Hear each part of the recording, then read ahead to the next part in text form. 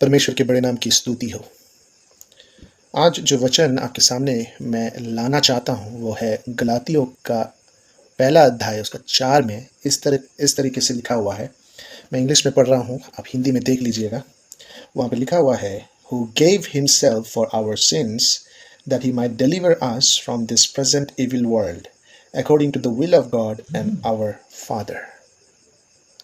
यहाँ पे लिखा हुआ है, प्रभु यीशु मसीह ने हमारे पापों के लिए वो अपने आप को दे दिया, हमारे लिए अपने आप को दे दिया, ताकि इस संसार की ये जो संसार की हम हर एक शक्तियों से, शैतान के हर एक जंजीरों से, ताकि परमेश्वर हमें छुड़ा सके, हमें बचा सके।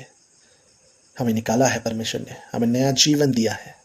इसलिए नहीं दिया है कि मैं परमेश्वर को पाकर अपना ही मनमानी में करते रहूं, या मैं जो अतीत जिंदगी में जीता था उसी अतीत जिंदगी को ही मैं निरंतर जीता रहूं, क्योंकि मैं परमेश्वर को तो जान चुका हूं, मैं परमेश्वर को तो जानता हूं, परमेश्वर को तो मैं विश्वास किया हूं, मैं तो चर्च जाता हूं, मैं तो प्रार्थना करता हूं, मैं तो वचन पढ़ता हूं, मैं परमेश्वर को जानता हूं।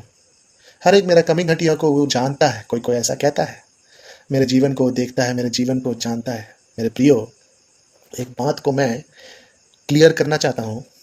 परमेश्वर ने आपको अपने उद्धार देने के द्वारा अपने जीवन को जीने के लिए आपको अपने उद्धार को आपको नहीं दिया है। परमेश्वर ने अपने लहू से आपको बचाया है और परमेश्वर ने आपको नया जीवन दिया है। और वो जीवन आपका अतीत जीवन को जीने के लिए नहीं दिया है।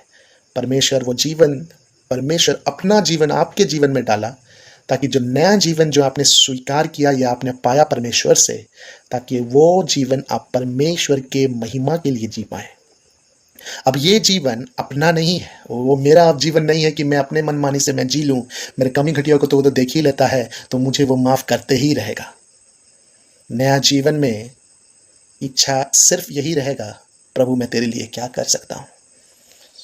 नया जीवन में चाहत हमेशा बने रहेगा, प्रभु मैं तेरे बातों को मैं सुनूं, तेरे बातों को मैं मानूं अपने जीवन के द्वारा, मेरे चाल चलन के द्वारा, मेरे बातों के द्वारा, मेरे हर एक जीवन के चीज़ों के द्वारा।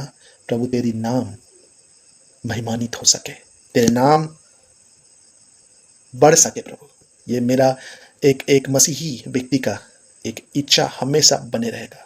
तो प्रभु यीशु मसीह आपको अपना जीवन जीने के लिए उद्धार नहीं दिया है।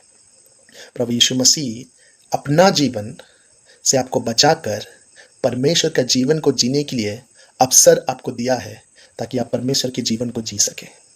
तो अब से जब याद आए, चर्च में जाएं या प्रार्थना करें, हमेशा याद रखिएगा कि वो जो जीवन परमेश्वर आपको दिया है वो कलीसिया में सीमित नहीं है, वो चर्च में सीमित नहीं है।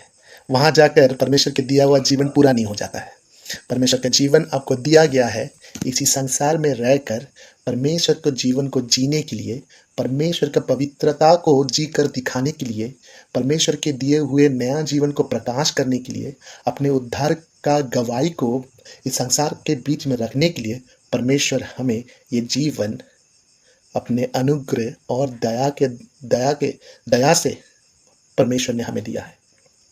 इस चीज़ को बहुत गंभीरता से अपने जीवन में लीजिएगा, समझने की कोशिश कीजिएगा। और सच में अगर आपको समझ में आए ये बात कि ये जीवन अब मेरा नहीं है, उसका है, तो हर एक मेरे जीवन का जो भी चीज़ है, चाहे वो बुरा हो, आदत हो, चाहे वो समय ना देना हो परमेश्वर को बात को ना सुनना हो, परमेश्वर के पास दौड़ के नहीं जाने वाला आदत हो, तो अब से आपका जीवन परमेश्वर की ओर बढ़ेगा। आप उसके पास दौड़ के जाएंगे हमेशा। आप उस परमेश्वर के साथ आप बात करने का एक लगन आपके जीवन में लगे रहेगा। उसके बात को आप सुनना चाहेंगे, उसके बात के अनुसार, उसके वचन के अनुसार अपने जीवन को आप सजाने का एक लगन, एक चाहत हमेशा आपके अंदर बने रहेगा। अगर आप सच में वो बलिदान का दर्द और जो परमेश्वर ने जो खुद को दे दिया मेरे बदले, अपने जीवन को उसने दे दिया, उस बात को अगर गंभीरता से अगर आप समझते हैं, सच में अगर सच में आप उद्धार पाए हुए अगर व्यक्ति हैं, तो आपका जीवन बदलेगा। आपका जीवन ये नहीं रहेगा कि मैं जो भी करूं अपना मनमानी करूं, अपना जीवन में अपने हिसाब से मैं जीऊं। परमेश्वर तो दिखने वाला परमेश्वर है, मेरा कमी घटियों को तो वो तो माफ कर देगा, हर बार माफ नहीं करेगा। मसीही जीवन एक बदलने का जीवन होता है। ये जब आप एहसास कर ये जब आप एहसास करते हैं मेरे प्रियो कि ये जीवन परमेश्वर का दिया हुआ है और इस जीवन को मैं अपने तरीके से व्यतीत नहीं कर सकता, अपने मन से, अपना मनमानी और अपने ज्ञान और बुद्धि से इस जीवन को मैं जी नहीं सकता। हर बार उसकी इच्छा को जानना बहुत ज़रूरी है। प्रभु, मैं क्या तेरी इच्छा के बीच में हूँ कि नहीं हूँ? प्रभु, मैं तेरे रास्ताओं में चल रहा हूँ कि नहीं चल रहा हूँ? प्रभु, मेरे बहुत सारे आदत हैं, जो आदत आपको महिमा दे रहा है कि नहीं दे रहा है। ये जो जाँचने का जो तरीका, एक आदत मसीही जीवन में ज़रूर रहेगा मेरे प्रियो। तो हमेशा याद रखिएगा गलातियों का 1:4, परमेश्वर ने हमारे पापों के लिए वो अपने आप को दे दिया।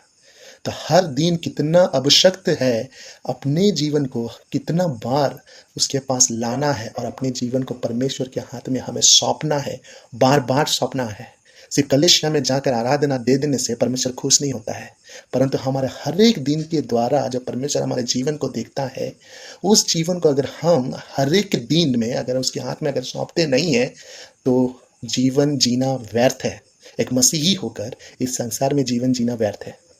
परमेश्वर का आपको बहुत आशीषित करे, सहायता और मदद करे इस सच विषय को समझने में, और अपने ज्ञान और अपने सोच विचार से बाहर आने में परमेश्वर आपको सहायता मदद करे कि ये आपका जीवन नहीं है कि आप जो भी करेंगे परमेश्वर सह लेगा, देख लेगा और मान लेगा। वैसा परमेश्वर नहीं है। परमेश्वर जीवन बदलने वाला परमेश्वर है और परमेश्वर अपने इच्छा को और कार्यों को आप हमारे जीवन के द्वारा करने वाला परमेश्वर है।